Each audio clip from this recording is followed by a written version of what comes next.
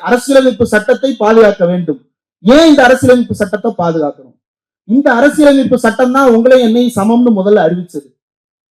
சட்ட ரீதியாக இதற்கு முன்னால் இந்தியாவில் எந்த சட்டமும் நீயும் நானும் சமம் என்று இல்லாத போது இந்தியா முழுமைக்கும் ஒரு பொது சட்டத்தை எழுதி நாம் எல்லோரும் சமமானவர்கள் என்று நமக்கு கொடுத்தது.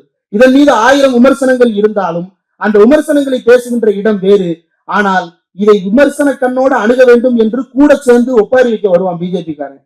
அவன் நோக்கம் வேற. அப்ப அவனுக்கும் நமக்கு வேறுபாடு இருக்குன்னு நம்ம பேசி இந்த கான்ஸ்டிடியூஷனை விளங்க வைக்கிறதுக்கு போராடிட்டு இருக்கும் பொழுது இது வெறும் கான்ஸ்டிடியூஷன் மேட்டரா?